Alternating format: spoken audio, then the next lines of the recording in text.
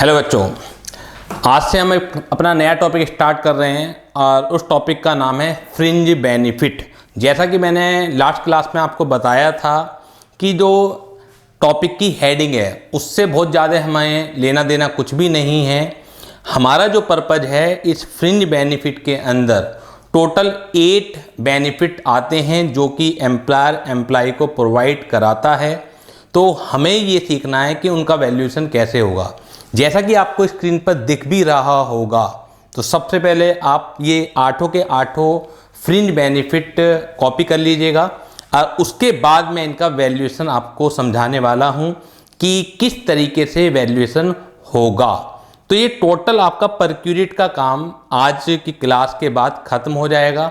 जितने भी मैंने परक्यूरेट बताए, 8 ये बताए, 6 इसके अलावा स्पेसिफाइड एम्प्लॉय के केस में बताए थे, इसके अलावा आपको रेंट फ्री हाउस वगैरह बताया। ये तो हैं जिनका वैल्यूएशन गवर्नमेंट ने दे रखा है। इसके अलावा जो मैं गोल्डन रूल आपको बता के चल रहा हूँ कि anything given by the employer to the employee is fully included in gross salary, तो वो लगेगा ही लगेगा। सर उनका वैल्यूएशन कैसे होगा? उनके वैल्यूएशन के लिए कोई रूल्स नहीं दिए हुए हैं। तो इसका मतलब है अगर क्वेश्चन आता है इन परक्यूरेट के अलावा तो उसकी फेयर मार्केट वैल्यू आपको क्वेश्चन में गिवन होगी। तो जो फेयर मार्केट वैल्यू होगी वही वैल्यू आपको ग्रॉस सैलरी में जोड़नी है। तो फटाफट आप इसे कॉपी कर लीजिएगा। पहला फ्रिंज बेनिफिट है, हेडिंग से कोई भी मतलब नहीं है। फ्रिंज बेनिफिट का मतलब कुछ भी अपने आप में अलग नहीं होता है। कभी 7-8 साल पहले जरूर गवर्नमेंट ने लॉ बनाया था इन 8 परक्यूरेट के लिए अलग, तो उस समय इसे एक हेडिंग में डाल दिया गया था फ्रिंज बेनिफिट, क्योंकि इनके लिए कानून अलग था। लेकिन अब वो कानून अलग नहीं है, तो हेडिंग बरकरार है, लेकिन बाकी के जो 8 परक्यूरेट हैं हमें पढ़ने हैं, क्योंकि हेडिंग से कोई भी लेना देना हमें नहीं है। तो सबसे पहला है फ्रिंज बेनिफिट में इंटरेस्ट फ्री और कंसेशनल लोन, यानी कि आपका एम्प्लॉयर अगर आपको लोन की सुविधा देता है तो अब आप ये क्वेश्चन आएगा आपके दिमाग में, सर अगर लोन दे रहा है तो हमें चुकाना पड़ेगा, तो उसे किस तरीके से आप बेनिफिट कह सकते हैं। बिल्कुल सही आपके माइंड में आ रहा है कि अगर आपका एम्प्लॉयर आपको लोन दे रहा है तो वो बेनिफिट कैसे हुआ।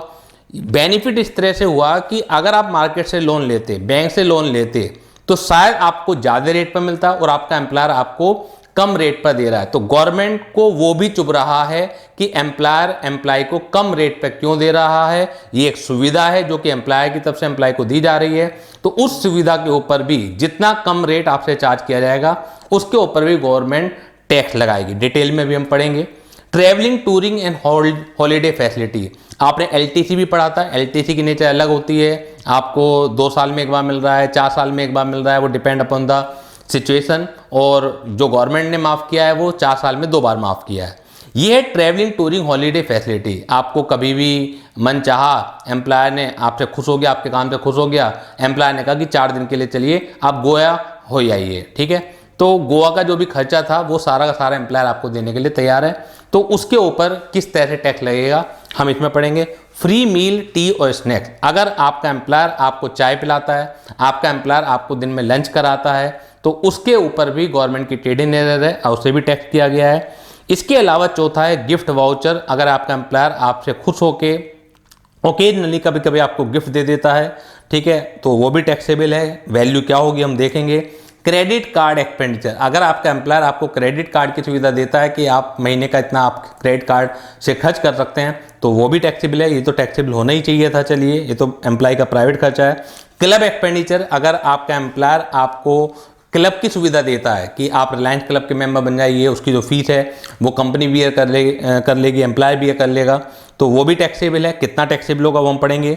यूज ऑफ मूवेबल एसेट, अगर आपके एम्प्लॉयर ने आपको घर पर फर्नीचर लगा के दे रखा है, एसी लगा के दे रखा है, सोफ़ा लगा के दे रखा है, तो वो भी टैक्सेबल है, क्योंकि मूवेबल एसेट अगर वो दे रहा है तो उसे भी अलग तरीके से इन्होंने टैक्स किया है। इसके अलावा लास्ट है ट्रांसफर ऑफ मूवेबल एसेट, अगर आपका एम्प्लॉयर आपको कोई सामान बेच रहा है तो उसके ऊपर भी टैक्सेबल है। फिर आपके एक क्वेश्चन आएगा कि सामान बेचना, जब वो पैसे ले रहा है तो किस तरह से वैल्यू है।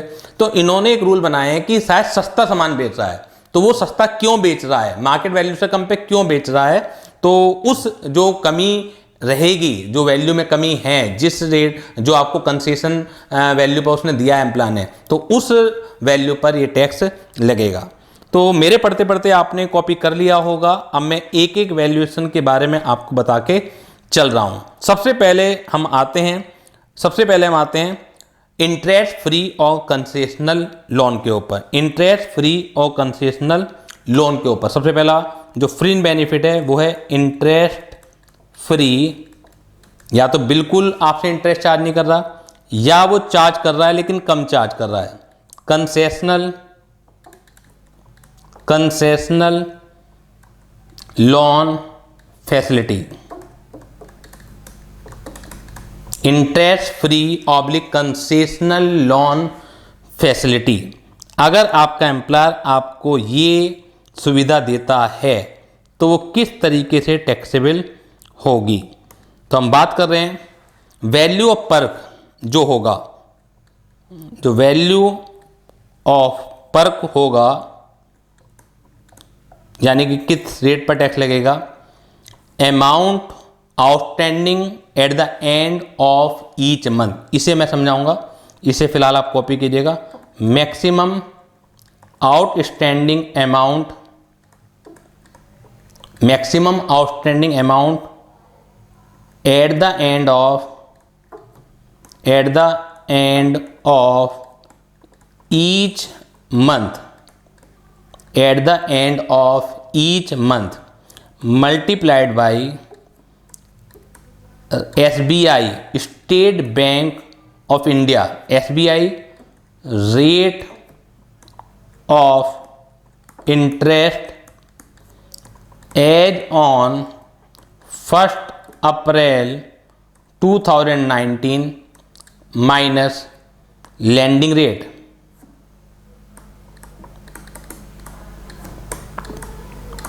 इस चीज को आप समझिएगा पहले, फिर मैं इसमें 2 नोट लिखवाता हूं आपको। एक एग्जाम्पल से समझिएगा। अगर आपके एम्प्लॉयर ने आपको लोन दिया है 10 लाख रुपए का 5% की रियायत रेट पर, हम ये देखेंगे कि उसी पर्पज का अगर आप स्टेट बैंक ऑफ इंडिया से लोन लेते तो स्टेट बैंक ऑफ इंडिया का first day of the previous year, ये ध्यान रखिएगा, एक कीवर्ड है, क्वेश्चन आपको फंसा सकता है कि आपने 1 जुलाई 2019 को लोन लिया और आपको जैसे पता होगा कि हर महीने आरबीआई की जो है इकोनॉमिक पॉलिसी आती है और वो हर महीने रेट में प्लस माइनस करती है। तो बैंकों का भी हर महीने का रेट प्लस माइनस होता है, लेकिन इनकम टैक्स के पर्पज के लिए first day of the previous year का रेट देखा जाएगा। और वो भी किसका देखा जाएगा, एसबीआई का। पीएनबी का रेट अलग हो सकता है, बैंक ऑफ बड़ौदा का रेट अलग हो सकता है। तो इनकम टैक्स डिपार्टमेंट ने एसबीआई को स्टैंडर्ड माना है कि एसबीआई का first day of the previous year को रेट क्या था, आपने लोन किस दिन लिया उससे मतलब नहीं है। सपोज कीजिए उस दिन का जो एसबीआई का first day of the previous year का रेट था वो 8% था और आपके एम्प्लॉयर ने आपको दिया है 5% से, तो गवर्नमेंट ये मान के चल रही है 3% का फायदा हुआ है। तो जो अमाउंट ऑफ लोन है मल्टीप्लाइड बाय 3%, अगर ये पूरे साल का है निकालना है। अगर मंथली निकालना है, आपने लोन लिया, हो सकता है 7 महीने का लिया है तो 7 महीने का आप निकाल लीजिएगा। ऐसा भी हो सकता है प्रैक्टिकली अगर बात करें, क्योंकि क्वेश्चन में तो ज़्यादा फंसाते नहीं है, लेकिन प्रैक्टिकली की बात करें, आप लोन लेते हैं, हर महीने उसकी ईएमआई बंध जाती है, आप हर महीने कुछ ना कुछ रीपेमेंट करते रहते हैं, तो आप एक लमसम लोन के अमाउंट को नहीं पकड़ सकते हो। तो इस वजह से लॉ मेकर्स ने लिखा हुआ है maximum outstanding amount at the end of each month, यानी कि आपको मंथली आउटस्टैंडिंग बैलेंस लेना है और वो भी लास्ट का बैलेंस आपको लेना है। उदाहरण के तौर पर हम बात करते हैं 10 लाख रुपए का लोन लिया और जो पेमेंट शेड्यूल है वो तय हुई कि हर महीने की लास्ट तारीख को आपको 50-50 हज़ार रुपये रीपेमेंट करना है, एम्प्लॉय को 50-50 हज़ार रुपये का रीपेमेंट करना है। तो अगर 1 जुलाई को लोन लिया उसने, 1 जुलाई 2019 को लिया और 50,000 का रीपेमेंट जो करना है वो 31 जुलाई को करना है। तो अगर आप प्रैक्टिकली देखें, क्योंकि प्रैक्टिकली तो आपने 10 लाख रुपए का यूज जो है जुलाई के महीने में किया है, फिर अगस्त के महीने में 9,50,000 का यूज किया है, फिर सितंबर के महीने में आपने 9 लाख का यूज किया है। लेकिन यहाँ पर जो टैक्सेबल वैल्यू आनी है वो आनी है maximum amount outstanding amount at the end of the each month, यानी कि जुलाई के महीने में 10 लाख रुपए के ऊपर इंटरेस्ट का फायदा नहीं निकाला जाएगा, क्योंकि ये शुरुआत का बैलेंस था। अगर आप last day of each month का बैलेंस देखो तो जैसे मैंने बताया 50,000 का रिपेमेंट हो रहा है, तो जुलाई के महीने में eight the end of July आपके ऊपर 9,50,000 रुपए का बैलेंस था। अब क्योंकि 9,50,000 रुपए का बैलेंस था, इनटू जो रेट में डिफरेंस है उसकी मल्टीप्लाई कर दीजिए और एक महीने का निकाल दीजिए। ये मैथमेटिकल कैलकुलेशन है अगर आपको मंथ टू मंथ निकालना है। लेकिन जनरली क्वेश्चन में क्या होता है, जैसे मैं पढ़ाऊंगा भी आपको, वो तो एक बार लोन ले लेते हैं, अब पूरे साल चुकाते नहीं हैं, तो उस केस में आपका बहुत आराम से निकल जाएगा। जो भी अमाउंट ऑफ लोन है मल्टीप्लाइड बाई जो डिफरेंस है रेट ऑफ इंटरेस्ट का, एम्प्लॉय ने किस रेट पर दिया है और एसबीआई का जो रेट है, तो अगर एसबीआई का ज़्यादा एम्प्लॉय ने कम रेट पर दे रखा है तो टैक्सेबल होना है। अगर रिवर्सल का केस है, एसबीआई का रेट कम है और एम्प्लॉय ने आपको ज़्यादा रेट पर दे रखा है, तो इंटरेस्ट फ्री और कंसेशनल लोन टैक्सेबल नहीं होना है। तो उम्मीद करता हूं ये आपको समझ में आ गई होगी बात। अब दो एग्जम्पशन भी हैं, इसमें दो एग्जम्पशन भी हैं। अगर एग्रीगेट लोन 20,000 से ज्यादा नहीं है तो nothing is taxable. If aggregate loan facility if aggregate loan facility does not exceed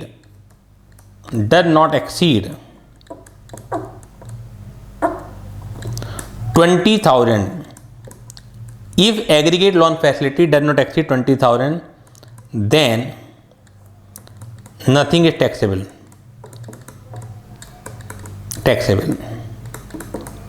although अगर आप एसबीआई से लेंगे तो चाहे 10,000 का लोन लें वो तो इंटरेस्ट लेगा, लेकिन गवर्नमेंट ने थोड़ा सा अपना दिल बड़ा दिखलाते हुए 20,000 रुपये तक का जो लोन है माफ़ कर दिया है कि 20,000 रुपये तक का ही लोन अगर एम्प्लॉय दे रहा है तो हम इंटरेस्ट बेनिफिट को कंसीडर नहीं करेंगे। दूसरा case, if loan is provided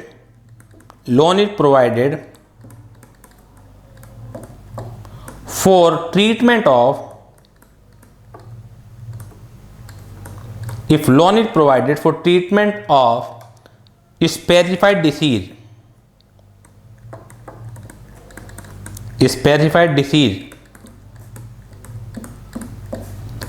then perk value is nil।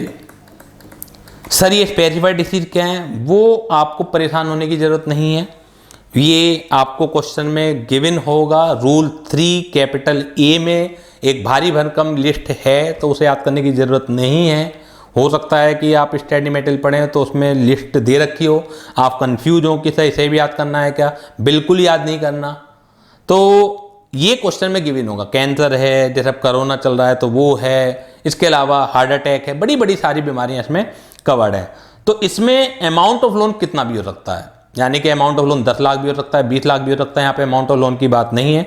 लेकिन अगर प्रेस्क्राइब्ड डिसीज के ट्रीटमेंट के लिए लोन दिया है एम्प्लॉय ने तो परक्यूरेट वैल्यू टैक्सेबल नहीं होगी, चाहे वो आपसे कुछ चार्ज कर रहा है नहीं कर रहा है या आपको कंसेशनल रेट पर दे रहा है। तो ये हो गया आपका इंटरेस्ट फ्री और कंसेशनल लोन की फैसिलिटी जो आपको टैक्सेबल करनी है।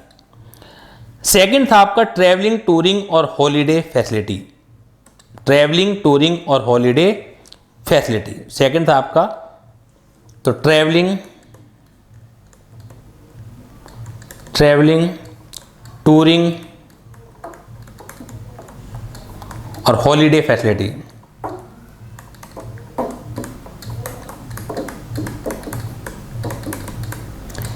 कोई सा भी मैं परक्यूरेट पढ़ा रहा हूं, एक बात कॉमन है, मैं बार बार हर जगह नहीं लिखवा रहा हूं से, अगर यही परक्यूरेट ऑफिशियल पर्पज के लिए दिए गए हैं कुछ भी टैक्सेबल नहीं हो सकता, किसी भी परक्यूरेट में कुछ भी टैक्सेबल नहीं होगा। ये परक्यूरेट वैल्यू तभी टैक्सेबल होगी जब ये प्राइवेट पर्पज के लिए दिए जाएं। सपोज कीजिए कि आपके एम्प्लॉयर को मुंबई आपको भेजना है ऑफिशियल पर्पज के लिए और आपको वो होटल में ठहराने के लिए 4 दिन होटल में भी ठहराता है, खाना पीना भी देता है, तो आने का भी किराया देता है, तो क्या इस बात पे भी टैक्स लेगा? नहीं लग सकता। लेकिन हाँ, क्वेश्चन में थोड़ा घुमा के आ सकता है कि आपको ऑफिशियल पर्पज के लिए भेजा गया आपको जगह पसंद आई, आपने एम्प्लॉयर से रिक्वेस्ट की कि 2 दिन मैं और रहना चाहता हूँ, तो एम्प्लॉयर ने भी कहा ठीक है यार, एक बार आदमी गया हुआ तो है ही है, 2 दिन और रह जाएगा, मेरे ऊपर ज़्यादा बर्डन नहीं पड़ेगा, तो जो एक्स्ट्रा 2 दिन है वो टैक्सेबल हो जाएंगे। लेकिन आना जाना टैक्सेबल नहीं होगा, क्योंकि एम्प्लॉयर को, क्योंकि ऑफिशियल पर्पज के लिए भेजा था, तो आने जाने का तो खर्चा वैसे भी एम्प्लॉयर को करना ही था। लेकिन एम्प्लॉय को बेनिफिट हो गया कि अगर एम्प्लॉय अपने खर्चे पर आता तो आने जाने को उसे खर्चा देना पड़ता, तो उस केस में आना जाना टैक्सेबल नहीं होगा, क्योंकि भेजा गया था ऑफिशियल पर्पज के लिए, वो ऑफिशियल पर्पज एक्सटेंड होके पर्सनल वैकेशन में कन्वर्ट हो गया है। ठीक है, लेकिन इसके अलावा अगर आप कभी भी प्राइवेट जर्नी के लिए जाते हैं तो वो टैक्सेबल होगा। इसके जो रूल हैं टैक्सेबल होने के, हम आपसे ये पूछेंगे कि क्या इस तरह की जो जर्नी है सारे एम्प्लॉय को यूनिफॉर्मली दी जा रही है? क्या this facility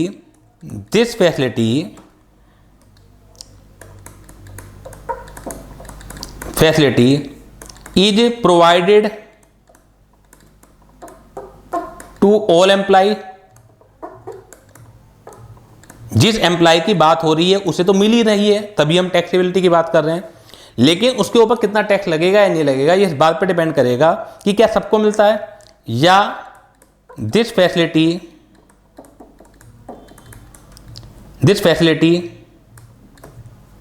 is provided to selected employ.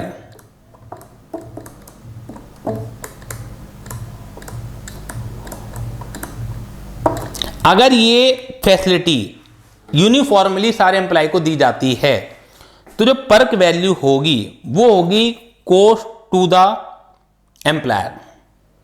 ये पर्क वैल्यू होगी, पर्क वैल्यू जो होगी वो है कॉस्ट टू एम्प्लॉयर,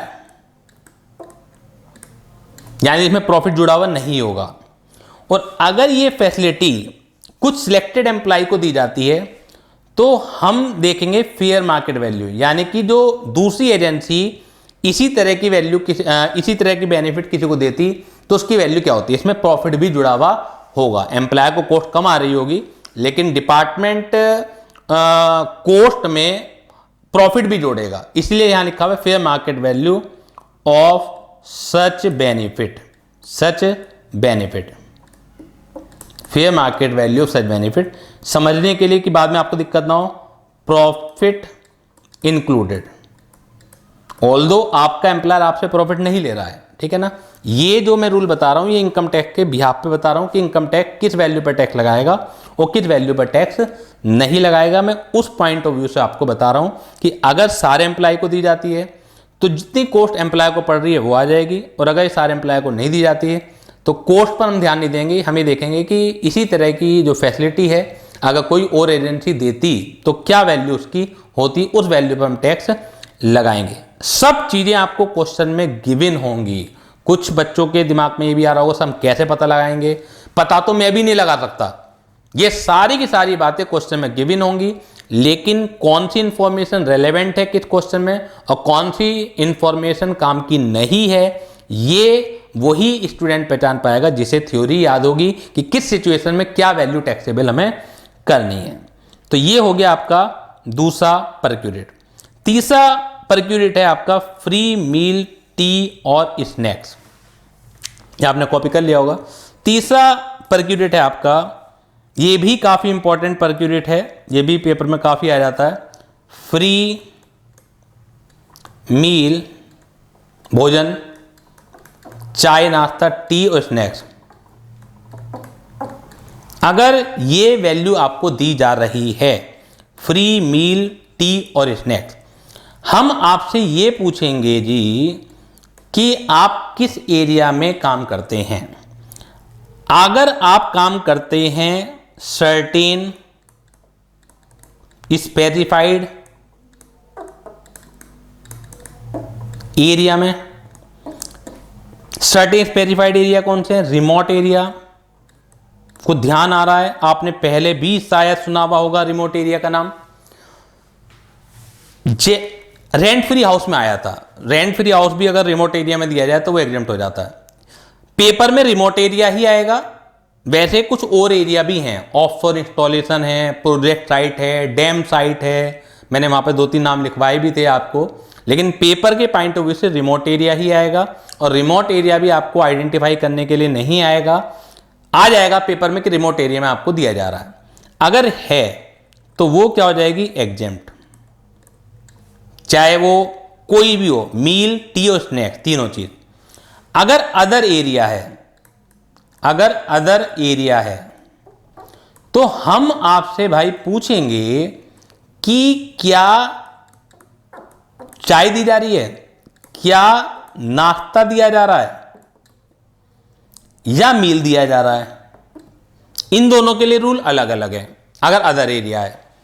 अगर टी और स्नैक्स है, फिर हम आपसे पूछेंगे क्या ड्यूरिंग वर्किंग आवर दिया जा रहा है, ड्यूरिंग ऑफिस आवर और इन द ऑफिस, ये दिया जा रहा है। अगर ये है तो एग्जेम्प्ट है जी। अगर ऐसा है तो ये चीज एग्जेम्प्ट आएगी, चाहे वैल्यू कितनी भी हो। अगर मील का केस है तो हम ये तो पूछेंगे ही आपसे कि ड्यूरिंग वर्किंग आवर है, ये तो पूछेंगे ही हम आपसे, क्योंकि अगर टी और स्नैक्स भी अगर आफ्टर वर्किंग आवर है या आउटसाइड द ऑफिस है तो जो भी वैल्यू होगी टैक्सेबल हो जाएगी। मील अगर ड्यूरिंग वर्किंग आवर भी है तो एग्जेम्प्ट अप टू 50 पर मील, एग्जेम्प्ट हो जाएगा 50 पर मील, यानी कि 50 पर डे एग्जेम्प्ट हो जाएगा। अगर से 60 रुपए का है तो क्या हो जाएगा, अभी तक हम ऐसी लिमिट कई बार पढ़ चुके हैं, तो जब भी लिमिट क्रॉस होती थी तो एंटायर वैल्यू टैक्सेबल होती थी। यहां पे एंटायर वैल्यू टैक्सेबल नहीं होगी, in excess of 50 shall be taxable, ठीक है ना। तो एग्जेम्प्ट अप टू 50 पर मील जितना हो जाएगा, in excess of 50 shall be taxable, shall be taxable, यानी कि अगर 60 रुपए है पर मील तो 10 रुपए पर मील क्या हो जाएगा, आपका टैक्सेबल हो जाएगा। तो ये था फ्री मील ऑब्लिक टी और स्नैक। अगर सर्टेन स्पेसिफाइड एरिया में, रिमोट एरिया ही पेपर में आता है तो वो एग्जेम्प्ट हो जाएगा, चाहे मील हो, चाहे टी हो, स्नैक्स हो। अगर अदर एरिया है तो हम आपसे पहले ये पूछेंगे कि मील का केस है, टी और स्नैक्स का केस है, टी और स्नैक्स ड्यूरिंग वर्किंग आवर है तो वैल्यू कुछ भी हो एग्जेम्प्ट हो जाएगा, और मील का केस है तो 50 रुपए पर मील तक एग्जेम्प्ट हो जाएगा, उससे ऊपर टैक्सेबल होगा। इसके अलावा फोर्थ जो परक्यूरेट है वो है हमारा गिफ्ट ऑब्लिक वाउचर। अगर आपको गिफ्ट की सुविधा दी जा रही है तो क्या रूल है, अगर आपका एम्प्लॉयर आपको गिफ्ट दे रहा है, गिफ्ट ऑब्लिक वाउचर अगर दे रहा है तो क्या रूल है, ये भी हम पढ़ लेते हैं। अगर आपका एम्प्लॉयर आपको गिफ्ट दे रहा है इन कैश, इन कैश दे रहा है, फुल्ली टैक्सेबल, चाहे वो 2 ही रुपए क्यों ना हो, जैसे बेसिक सैलरी टैक्सेबल होती है, किसी भी केस में एग्जेम्प्ट नहीं होती, तो ऐसी कैश गिफ्ट आपका फुल्ली टैक्सेबल होगा। अगर इन काइंड गिफ्ट है तो एग्जेम्प्ट होगा, एग्जेम्प्ट होगा if value of such gift, if value of such gift does not exceed 5,000। लेकिन सर अगर 6,000 रुपये हुआ तो फुल्ली टैक्सेबल होगा, यहाँ पर फुल्ली टैक्सेबल होगा। हमने कहा कि अगर वैल्यू गिफ्ट की 5,000 रुपये ज़्यादा नहीं है तो एग्जेम्प्टेड है। इसका मतलब है अगर गिफ्ट की वैल्यू 5,000 ज़्यादा है तो इन एक्सेस टैक्सेबल नहीं है, entire gift is taxable, otherwise it will be fully taxable, otherwise it will be fully taxable की कैटेगरी में ये आने वाला है।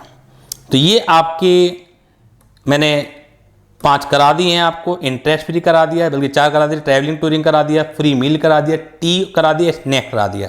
अब 4 और बचे हुए हैं, credit card expenditure, club expenditure, बड़े सिंपल से हैं, यूज ऑफ मूवेबल एसेट और ट्रांसफर ऑफ मूवेबल एसेट, ये भी बड़े सिंपल से हैं। क्रेडिट कार्ड एक्सपेंडिचर और क्लब एक्सपेंडिचर ये तो एक जैसे ही हैं, लिखेंगे हम जरूर अलग अलग। क्रेडिट कार्ड एक्सपेंडिचर फैसिलिटी, जैसा कि मैं पहले भी बता चुका हूं कि अगर ऑफिशियल पर्पज के लिए क्रेडिट कार्ड है, अगर अनुमति क्रेडिट कार्ड यूज करने की केवल तभी है जब ऑफिशियल खर्चा आए तो नथिंग इज टैक्सेबल। लेकिन अगर एम्प्लॉयर ये अनुमति भी देता है कि प्राइवेट खर्चा आप कर सकते हैं और वो प्राइवेट खर्चा एम्प्लॉयर रियम्बर्स कर रहा है, क्रेडिट कार्ड एम्प्लॉयर के नाम पर इशू हुआ है और एम्प्लॉयर से कट जाता है, एम्प्लॉयर के बैंक अकाउंट से पैसा कट जाता है, तो जो टैक्सेबल वैल्यू है actual expenditure incurred by the employer, तो एक्चुअल एक्सपेंडिचर पर वैल्यू जो होगी बड़े सिंपल सी है, actual expenditure incurred by employer. इसके अलावा अगर हम बात करते हैं क्लब फैसिलिटी की, अगर हम बात करते हैं क्लब फैसिलिटी की, तो ये भी वही चीज है कि अगर ऑफिशियल पर्पज के लिए दिया जाता है तो कुछ भी टैक्सेबल नहीं होगा। अदरवाइज जो टैक्सेबल वैल्यू है, टैक्सेबल वैल्यू जो होगी actual expenditure incurred by employer. इसमें कुछ नोट भी लिखने पड़ेंगे आपको।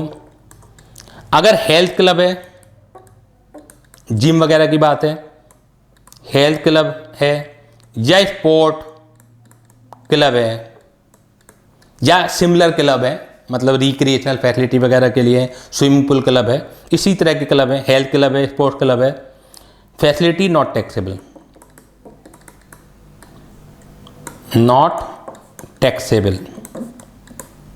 क्लियर।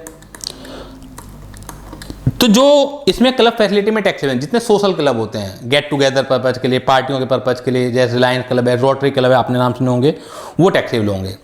लेकिन अगर एम्प्लॉयर ने कॉर्पोरेट मेंबरशिप फीस दे रखी है, इस नाम से ध्यान रखिएगा, if employer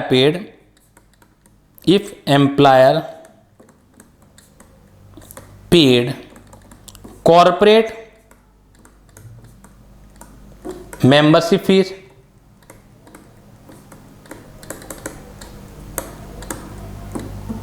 then it is fully exempt।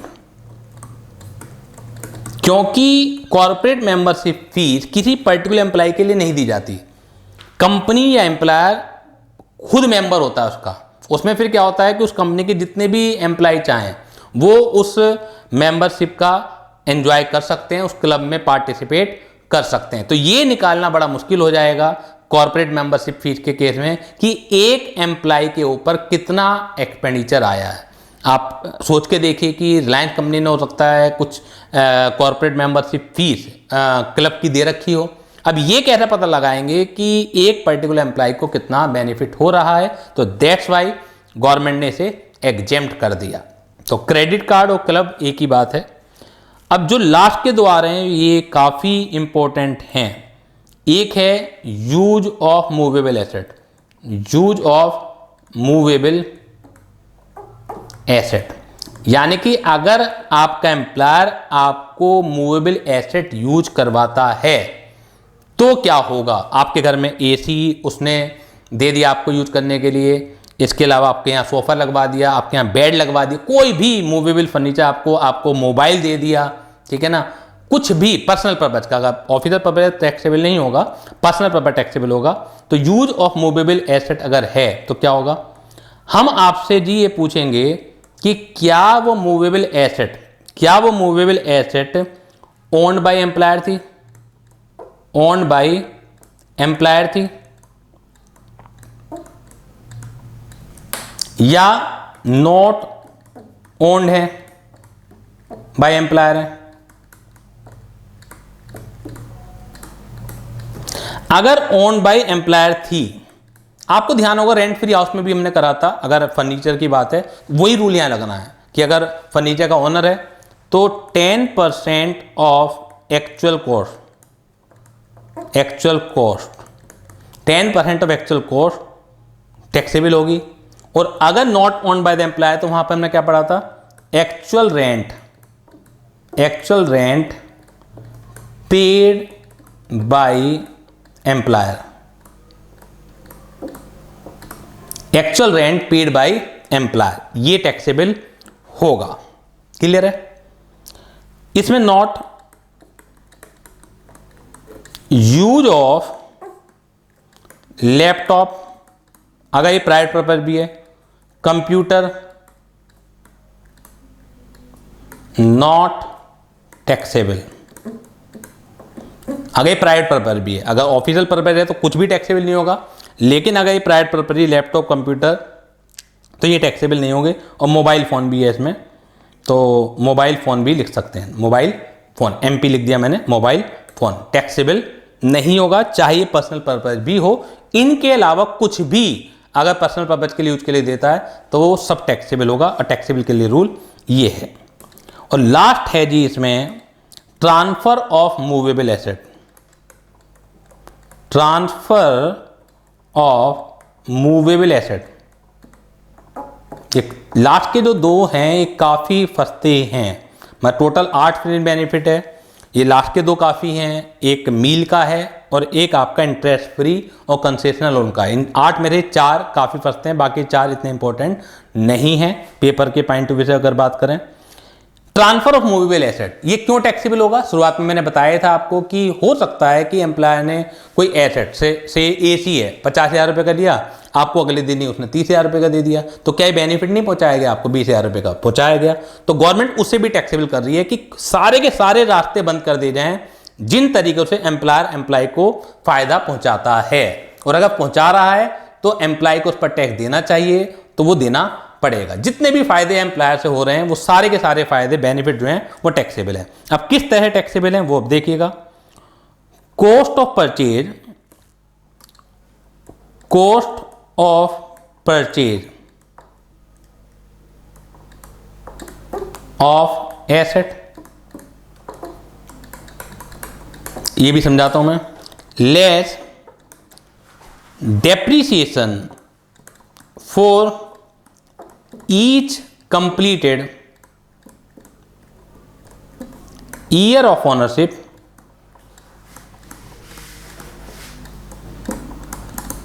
by employer, यानी उतने साल का डेप लगेगा। डेप सर किस रेट से लगेगा वो मैं बताता हूं। उतने साल का डेप लगेगा जितने कंप्लीटेड ईयर हो गए। अगर एक भी दिन कंप्लीट होने में रह गया है तो उसका डेप नहीं चार्ज किया जाएगा। से अगर एम्प्लॉयर ने कोई एसेट 2 साल 11 महीने अपने पास रखने के बाद एम्प्लॉय को सस्ते रेट पर दी है तो 2 साल का डेप लगेगा, 11 महीने का डेप नहीं लगेगा, कंप्लीट ईयर का लगेगा। तो ये वैल्यू आ जाती है WDV, एक तरह से रिटन डाउन वैल्यू, यानी कि लॉ मेकर्स कंपेयर करने के लिए मानते हैं कि आज की तारीख में ये वैल्यू है WDV of the asset as on the date of transfer. ये वैल्यू मानते हैं कि इस वैल्यू पर देना चाहिए था, लेकिन टैक्सेबल कब होगा? जब एम्प्लॉयर ने उससे कम रेट पर दिया होगा। Less transfer price of asset, इस वैल्यू पर दिया है, तो अगर WDV ज्यादा है और ट्रांसफर प्राइस कम है तो ये वैल्यू बचेगी। अगर ये वैल्यू पॉजिटिव बचती है तो ये हो गया taxable perk, taxable value of perk. अब केवल क्वेश्चन ये रह गया है कि सर डेप कैसे लगेगा? तो rate of depreciation per year के रेट कैसे लगेंगे? अगर कंप्यूटर का केस है, कंप्यूटर है या इलेक्ट्रॉनिक आइटम है, इलेक्ट्रॉनिक आइटम्स हैं रिलेटेड टू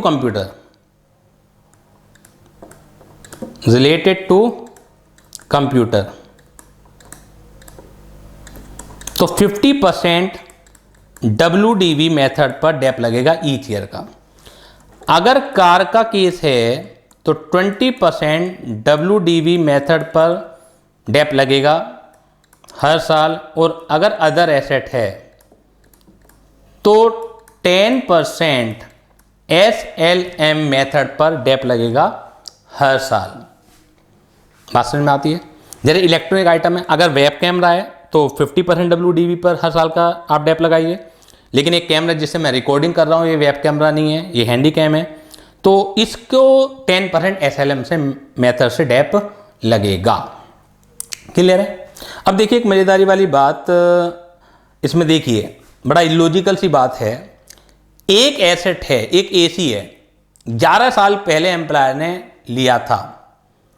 अब क्योंकि 10% SLM से लगना है, 11 साल पहले सपोज कीजिए किसी 1 लाख रुपए का आया था, आज आपको एम्प्लॉयर फ्री में दे दे, तो क्या उस वैल्यू पर टैक्स लगेगा? बिल्कुल नहीं लगेगा, क्योंकि 10% SLM से डेप है। तो 10 सालों में अकाउंट्स में उसकी बुक्स जो इनकम टैक्स के पर्पज के लिए है वो नील हो गई होगी। यानी कि गवर्नमेंट ये मानती है कि नील वैल्यू बची है। अब वो आपको अगर फ्री में दे रहा है तो कुछ भी टैक्सेबल नहीं होगा। लेकिन अगर दूसरी तरफ देखें, यूज ऑफ मूवेबल एसेट, अगर वो 11 साल पुराना AC आपको देता नहीं है, जबकि बेनिफिट ज़्यादा बड़ा क्या है, वो फ्री में दे दिया, वो ज़्यादा बड़ा बेनिफिट है, ये टैक्सेबल नहीं हो रहा रूल के हिसाब से। लेकिन 11 साल पुराना AC आपके घर पे यूज करवा रहा है वो, तो वहां पे रूल क्या है? 10% ऑफ द एक्चुअल कॉस्ट। देखा जाए गवर्नमेंट को WDV जो बचती है उसका 10% टैक्सेबल करना चाहिए था, लेकिन गवर्नमेंट ने रूल गलत बनाए हैं। तो जो भी गलत बनाए हैं मैं केवल आपको समझा सकता हूं, आइडिया दे सकता हूं, उसमें मैं सुधार नहीं सकता। ठीक है? तो गलत बनाए हैं तो वो गलत ही हमें पढ़ने हैं। लेकिन अगर आप देखें तो काफ़ी कुछ इसमें कॉन्ट्राडिक्शन है कि जब ज़्यादा बड़ा बेनिफिट है तो कुछ भी टैक्सेबल नहीं हो रहा, अब कम बड़ा बेनिफिट ट्रांसफर कर रहा है वो फ्री में, ज़्यादा बड़ा बेनिफिट है ये टैक्सेबल नहीं हो रहा, लेकिन कम बड़ा बेनिफिट केवल यूज करवाने के लिए दे रहा है तो वो टैक्सेबल हो रहा है। तो ये फ्रिंज बेनिफिट आपके रूल जो हैं खत्म हो गए हैं। अब हम फटाफट इनके क्वेश्चंस देखते हैं, क्वेश्चन करते हैं। आप निकाल लीजिएगा क्वेश्चंस को, फटाफट निकालिएगा क्वेश्चन को। पेज नंबर ये 203 पर यहाँ से स्टार्टिंग है आपकी थ्योरी की, सारी मैंने पढ़ाई दी है आपको। आप इलस्ट्रेशन 52 देखेंगे, इलस्ट्रेशन 52 देखेंगे। J is working with ABC Limited and is getting basic salary of 20,000। J जो है ABC Limited में काम कर रहा है और बेसिक सैलरी उसकी 20,000। रिटायरमेंट का केस नहीं होगा तो साथ के साथ हम सॉल्यूशन भी देखते हुए चलते हैं। 20,000 इंटू 12 ये टैक्सेबल हो जाएगा। DA 2,000 पर मंथ और 100% है रिटायरमेंट बेनिफिट का, तो यहाँ तो वैसे भी टैक्सेबल होना है 2,000 इंटू 12, और जहाँ जहाँ इसकी जरूरत पड़ती है तो वहाँ ये इंक्लूड हो जाएगा क्योंकि रिटायरमेंट बेनिफिट का है, यहाँ तो पूरा ही जुड़ेगा। J इज गिवन HRO 7,500 पर मंथ एंड ही पे rent of 6,100 per month in Delhi. अब ये HRA का क्वेश्चन हो गया, आप HRA की कैलकुलेशन अपने आप कर लीजिएगा, मैंने सिखाई रखी है, तो ये इतना टैक्सेबल आ जाएगा। Employer also provide him with telephone allowance per month 1,500 per month, ये पूरा का पूरा टैक्सेबल हो जाएगा 1,500 इंटू 12 क्योंकि अलाउंस है। News paper allowance 200 per month, ये भी पूरा टैक्सेबल होगा। हर तरह के अलाउंस पूरे टैक्सेबल हैं जब तक कि मैं एग्जाम्पशन ना बताऊं।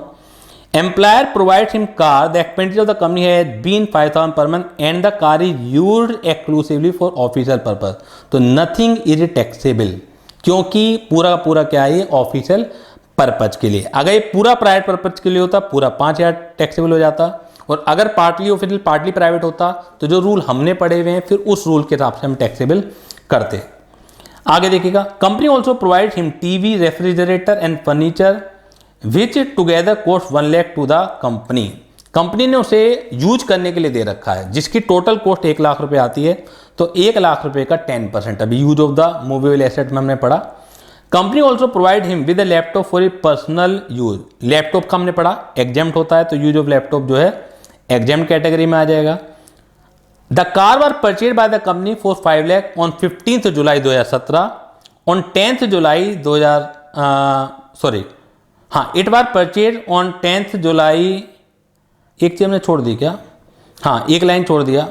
The car were purchase by the company 5 lakh on 15 July 2017 and were sold to J on 15 December 2019। आप ये देखिए 15 जुलाई से 2017 से 14 जुलाई 2018 तक 1 साल, और 14 जुलाई 2019 तक 2 साल। अब 15 दिसंबर 2019 को ट्रांसफर किया, यानी कि 2 साल कुछ महीने हो गए।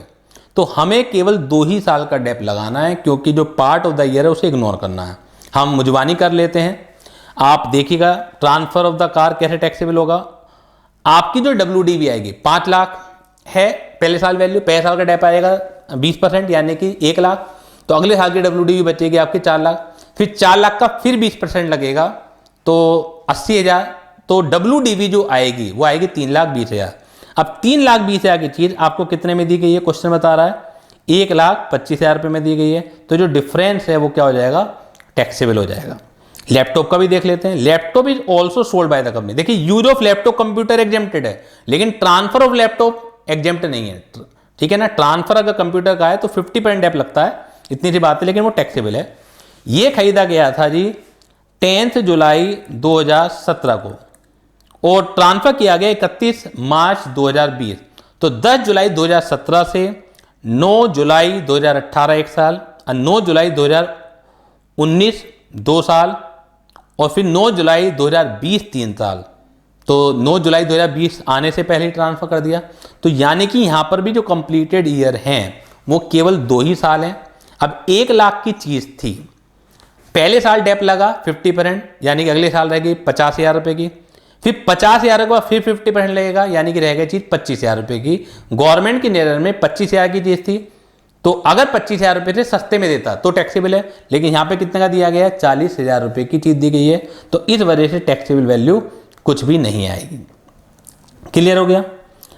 अब है कैलकुलेटेड टैक्सेबल सैलरी, ये सब आपने कर ही लिया। ग्रोस सैलरी आगे स्टैंडर्ड डिडक्शन दे देंगे तो टैक्सेबल सैलरी आ जाएगी। तो ये सारे बेनिफिट मैंने आपको समझा दिए हैं। इसके अलावा नेक्स्ट पेज पर जो दिया हुआ है एनी अदर परक्यूरिटी, इसे लिखाने की जरूरत नहीं है, क्योंकि मैं पहले से बताता हुआ चल रहा हूं। जो भी मैंने नहीं पढ़ाया है तो वो सारा टैक्सेबल है। किस वैल्यू पे टैक्सेबल है, फेयर मार्केट वैल्यू पे टैक्सेबल है। कुछ भी आ जाए आपका, क्योंकि जिनके रूल मुझे पढ़ाने थे, जो एग्जामिनेशन पढ़ाई नहीं थी, मैंने एग्जामिनेशन पढ़ा दिया आपको। जो टैक्सेबल हैं, जिनके रूल पढ़ाने थे, जो लॉ मेकर्स ने दिए हुए हैं, उनके रूल्स भी मैंने आपको डिस्कस कर लिए हैं। इसके अलावा कोई भी बेनिफिट आ जाए तो फेयर मार्केट वैल्यू दे रखा होगा, तो वो क्या हो जाएगा, आपका एग्जेम्प्ट हो जाएगा। बस mobile phone telephone facility exempt है, ये मैंने आपको लिखवा ही दिया है। तो इलस्ट्रेशन 53 आप कर लीजिएगा, इलस्ट्रेशन 53। इसके बाद 54 भी आप कर लेंगे, इलस्ट्रेशन 53 54। तो ये जो यूनिट है ये भी खत्म हो गई है। अब एक ही यूनिट बचती है आपकी, तो वो हो जाएगी आपकी नेक्स्ट क्लास में। लास्ट यूनिट बचती है आपकी, जो मिसलिनियस टॉपिक हैं, छोटे मोटे टॉपिक हैं, तो उसमें से भी कुछ हम पढ़ चुके हैं वैसे, तो बहुत छोटे मोटे टॉपिक्स हैं, तो वो नेक्स्ट क्लास में आपके खत्म हो जाएंगे। तो ये आपका चैप्टर खत्म होने की तरफ है। काफ़ी लेंदी चैप्टर था, हमने लेंदी चैप्टर निपटा लिए हैं। अब 2 ही चैप्टर इस बुक में आपके बचे हुए हैं, एक बचा हुआ है डीम्ड डिविडेंड और एक बचा हुआ है एग्रीकल्चरल इनकम। दोनों ही छोटे छोटे हैं, एग्रीकल्चर इनकम काफ़ी छोटा रहा है, उसके बाद डीम्ड डिविडेंड आएगा। तो ये यूनिट आपकी पूरी की पूरी खत्म हो जाएगी। फिर हम इसके बाद शुरू करेंगे नेक्स्ट यूनिट। तो जब तक के लिए धन्यवाद, थैंक यू।